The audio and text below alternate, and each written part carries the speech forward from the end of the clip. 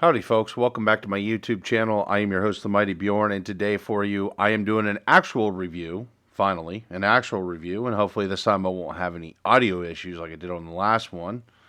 But this is Darktide, folks. Now, this is the actual, this is the early access part of Darktide, but this definitely gives us the closer view of what we're actually going to see with the game.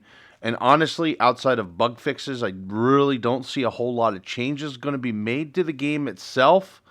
Now, I'm sure there will be some changes, but there's not really going to be anything I think that's really going to be worth talking about. So I'm just going to give my review as if the game was released because honestly, I think we're looking at what the game is going to be upon release, considering that the game's coming out in 2 weeks. So I think, like I said, I think a lot of what we're going to see is bug fixes. I'm going to go over things. I'm going to go over this as it's a fresh review, but I am going to make notes of stuff that I definitely seen changed since the closed beta that was actually back in October. So, we're talking this is a couple weeks, 3-4 weeks since that beta, and this can kind of give us an idea of the changes. And honestly, they've made quite a few changes. I'm not going to cover all the changes, but I'm going to definitely cover the ones that are the most noticeable. But anyways, let's dive into it. The developer and the publisher is Fat Shark. The game is going to be coming out November 30th. So very tail end of November is when the game is going to come out. Now there's a couple right off the top. One thing I actually did complain about from my previous review of the beta was a comparison window. And guess what? We now have a comparison window. It's a key prompt now. And I even went back to look at my old game footage, and I didn't see a comparison window in the old game footage that I had from the beta. So that was actually nice to see a change. Then it has an intro mission, and I actually really liked the intro mission. And it kind of gives the story and the basis of what's going on. This is something that wasn't in the beta at all, really. Kind of just threw you into a training mission, where here you kind of get a cross between a training mission and also get some context of what's going on. And I think that's realistically going to be greatly appreciated by most people. Now, the one thing I do want to point out is that there is more character models, and it's still really easy to create a character. I think that's great. That's actually one thing I really liked from the previous one, is that the character creation was really easy. And honestly, the character models look really great.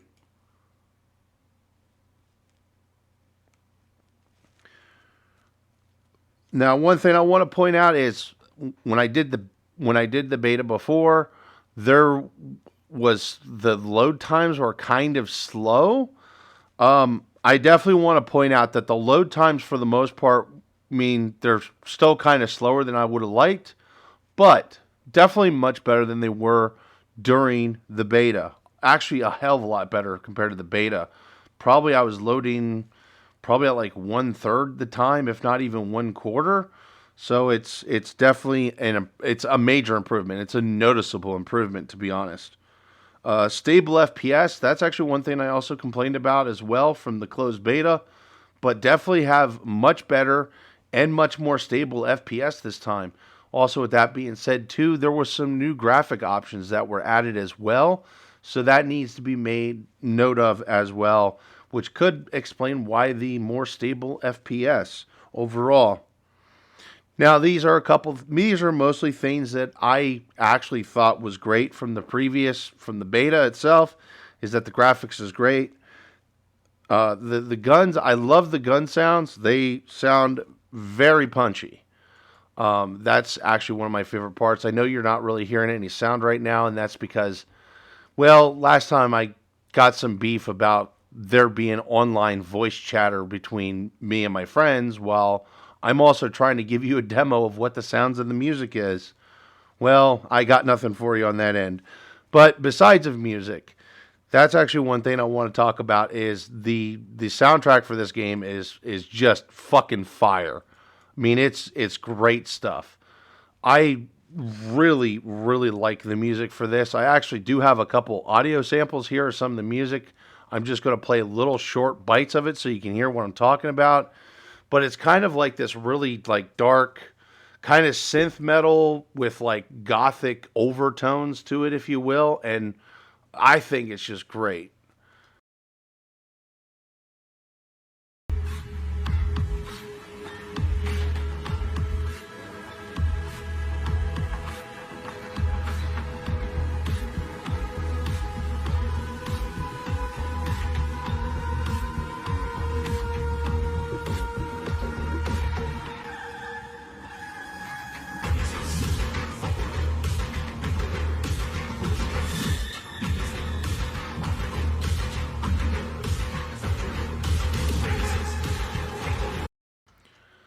All right, so that was the theme for the boss battle.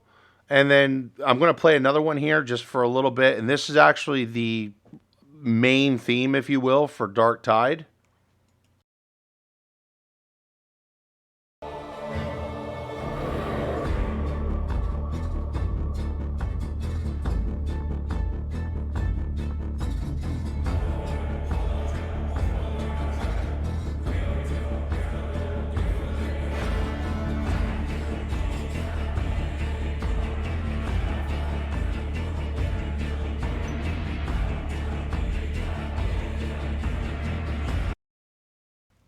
So either way, so just want to give you a short little sample of that. And honestly, I like it. And if you don't, well, then fight me over it. Okay? How about that?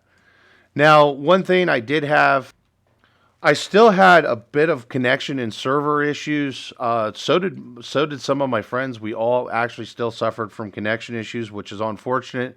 That's actually one thing I pointed out that was a negative from the previous. Now, for the most part, the servers just work, but we still had some issues with connectivity. I got DC'd maybe 2 or 3 times over the few dozen games I've played, to be honest. I've actually been playing this more now than when I played it during the beta, to be honest. Um, Now, another thing I want to point out is there's quite a few cutscenes I've noticed, like especially when you're first beginning the game, to kind of give you context of the game and give you some story. And some of the early cutscenes in the game was kind of choppy, so that definitely needs some work. Now, it wasn't all cutscenes though, which was interesting to see, to be honest. Usually, whenever I have issues with cutscenes, it's usually all or none, but in this case, it was just a few of them, so they definitely need some more work on that end. Now, next thing I want to point out too, that this may be a positive or a negative. It's based on how much you really, really, really want to play this game. Is yeah, this game is going to be grindy. I have around 14 hours in the game at the point of this review. Now, that's not including the amount of time I spent in the beta, and I'm only at level 10. So, yeah, you're going to spend some time, and the missions are not quick. Some of the missions can take up to 30, 40 minutes to get through, so it can be a quite long running through the missions can be quite long. But that being said too, it's nice to have some mindless violence, go and beat up some bad guys with your buddies. And it's not quite mindless violence. You do have to put a little bit of forethought in certain areas, especially with certain types of enemies, and you kind of got to put a little bit of forethought in how to best combat different things with how your character is built. But for the most part, it's mostly mindless violence. Now, I did still also suffer from long lagged load times, particularly when I first start the game up. When I first start the game up, the load times for that just seems ridiculous. I have no idea why. And other times I noticed too is when I would get disconnected from a game, it would take forever to load to the point where to tell the game to reconnect to the server so I could continue playing that round. And then it would take forever to load back into the mission. And it wasn't like normal load times either. It was actually some quite long load times. Like I might as well go cook an egg or something, or microwave me some soup. I don't know. Make a cup of coffee, whatever. But yeah, the long load times in those areas kind of drove me batshit, especially when I got disconnected from a game. Not so much when I first starting because, yeah, I mean, I'm first starting, but if I'm in a game with buddies and I get kicked, I don't want to have to hold them up for a few minutes, several minutes, just to get back into the game. And the other thing, this was another thing that I spotted during the beta, and that was clipping through enemies. And yeah, sometimes the enemies clip through me, and I clip through the enemies, and etc., etc. That's just kind of one of those things. I'm not sure if that's ever really going to be fixed. What's weird is that's something I didn't really notice with Vermintide 2. So I do want to point out that I did play Vermintide 2 actually just recently before this came out, and I do have a review for Vermintide 2, but I haven't released it yet at this point. But that being said, clipping through some of the enemies was not a problem with Vermintide 2. I'm not sure why it's a problem here, considering that Vermintide 2 is the same developer and publisher. Now, the bigger enemies, like this guy here, yeah, I didn't clip through him. Yeah. So the big enemies, it's fine. It's mostly the smaller guys, especially the really scrawny bastards. But anyways, either ways, this is what I have to say. I'm actually enjoying this more than the beta. And there's a lot of things here that I've seen that is definitely improved in just a short period of time. And that's actually something I can't say for a lot of developers. A lot of developers, I've seen a lot of the same issues in their games, and it takes up to a year to see any improvement. And I've already honestly seen drastic improvement in this game. Not saying there was a lot of things to be negative about in the first place. But anyway, folks, the game is going to be come out 11/30/2022. So that's this year, literally 2 weeks. But you can buy the game now, and you can get early access to the game and play with your buddies right now.